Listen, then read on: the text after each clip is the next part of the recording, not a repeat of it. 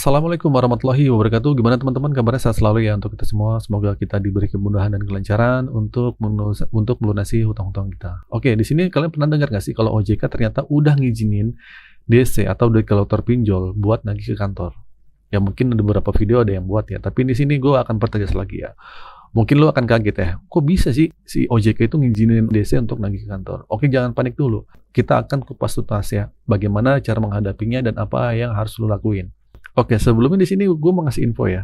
Ada berita nih, yang dimana di Sumatera Selatan beritanya ada seorang guru SD berinisial DA, umurnya 37 tahun di Ogan Ilir, yang ketangkap polisi. Kenapa? Karena dia diduga menggelapkan uang tabungan siswanya sampai lebih dari 100 juta buat bayar pinjol yang menumpuk. Parahnya lagi, utang itu juga dipakai buat kebutuhan sehari-hari. Duh, kalau jadi kayak gini kan ujung-ujungnya pidana ya. Padahal masalah pinjol sebenarnya masih bisa diatasi dengan cara galbay kan. Ya makanya gue berharap kalian yang dengar cerita ini makin sadar, makin penting ya tahu strateginya gagal bayar itu seperti apa. Jangan sampai kayak guru ini yang udah bayar 100 juta tapi untungnya belum lunas juga. Nah, ini nunjukin kalau selama ini kita cuma bayar bunganya doang tanpa tahu cara negosiasi atau pelunasan yang efektif. Jadi kalau lu punya teman atau saudara yang sedang terlilit pinjol, suruh mereka banyak-banyak cari informasi. Suruh nonton video motivasi galbay seperti ini. Ya gabung komunitas sesama korban pinjol juga nggak apa-apa. Itu ada di grup. Saya itu ada di deskripsi video ini ya. Gitu. Nah jangan sampai ngerasa sendirian atau tertekan. Karena banyak kok yang lagi ngalamin hal yang sama kayak lu. Jadi lu nggak sendirian.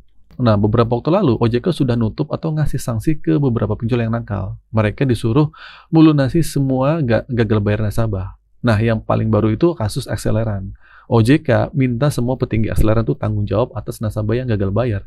Karena mereka nggak melakukan verifikasi 2 langkah. Dan nggak hitung resiko gagal bayarnya.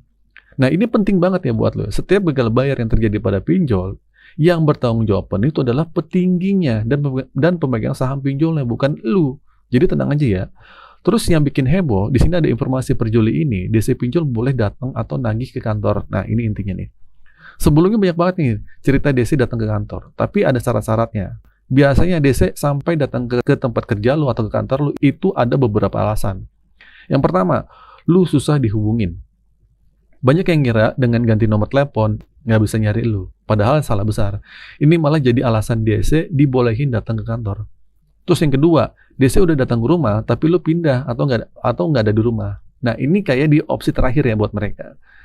Tapi jangan takut berlebihan. DC yang diperbolehkan lagi ke kantor itu adalah DC yang udah punya sertifikat SPPI. Ya. Nah, banyak pinjol kelas menengah ke bawah itu DC-nya belum punya sertifikat SPPI. Yang sering datang ke kantor biasanya adalah DC Tunaiku, Kredivo, Kredit Pintar, Aku Laku, sama HCI. Nah, ini adalah perusahaan-perusahaan besar yang sanggup ngasih sertifikat SPPI ke DC-nya. Ya, tapi yang perlu perhatiin, banyak DC bodong yang nyoba-nyoba datang ke kantor. Kalau lu minta surat SPPI-nya, terus dia malah marah-marah atau bikin keributan, jangan terpancing. Mereka biasanya akan menyembunyikan identitasnya.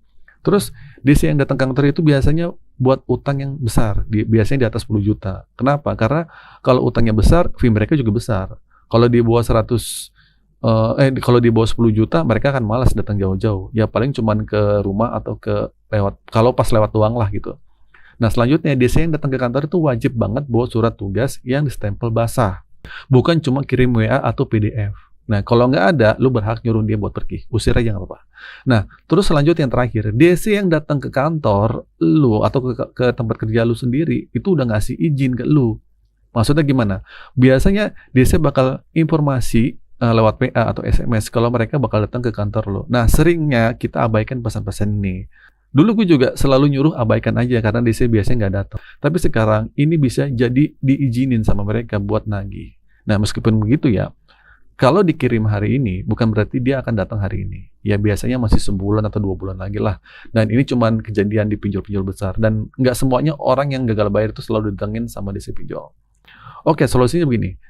Yang pertama, gimana sih cara menghadapi kalau DC itu benar-benar datang ke kantor kita atau ke tempat kerja kita? Yang pertama, minta surat SPPI-nya. Ya, ini paling utama. Kalau dia nggak ngasih nunjukin, suruh dia pergi baik-baik ya. Kalau dia ngamuk, ya udah panggil security kantor buat pendampingan lah. DC resmi itu punya identitas resmi dan harusnya nggak bikin keributan. Terus yang kedua, jangan pernah berjanji bayar atau tanda tangan surat di atas mantra itu nggak boleh ya. Nah, DC yang datang ke kantor sering nyari celah ini, terutama DC dari kredit printer atau kredivo. Nah, mereka suka bawa surat bermaterai atau minta lu tanda tangan perjanjian bayar. Jangan mau. Nah, ini bentuk intimidasi atau yang disalahgunakan. Lu nggak perlu tanda tangan di atas materai. Kalau dipaksa, lu videoin aja atas kejadian ini. Terus yang ketiga, yang terakhir, hadapi dengan tenang dan tegas. Jangan panik atau bikin keributan. Jangan deh. Karena itu cuma mancing perhatian orang lain. Tapi kalau DC-nya suka bikin ribut, ya langsung videoin aja, minta pendampingan security, kan gampang. Nah, ingat ya, DC nggak boleh bikin keributan baik di rumah atau di kantor. Oke, jadi kesimpulannya, pokoknya ada ancaman apapun, jangan takut. Misalnya ancaman bakal didatengin kuasa hukum, bakal didatengin jam 12 siang lah, atau sore ini, pagi ini, atau besoknya. Sejauh ini, bukti ancaman kayak gitu tuh jarang kejadian. DC yang datang beneran ke rumah atau ke kantor biasanya tanpa konfirmasi ya. Nah, yang penting tetap tenang, fokus sama kerjaan lo, sama keuangan lo. Jangan pikirin hal yang belum terjadi. Fokus aja buat memperbaiki hidup lo. Dan paling penting, kalau DC bikin keributan atau hal yang melanggar aturan, viralkan aja. Karena kalau nggak viral, seringnya nggak ada tindakan. Nah, sekarang ini sepertinya segala sesuatu wajib diviralkan, biar ada perhatian dan penyelesaian. Oke, gitu saja teman-teman video kali ini. Jangan lupa like, comment, dan share. Akhir kata dari saya, Assalamualaikum warahmatullahi wabarakatuh.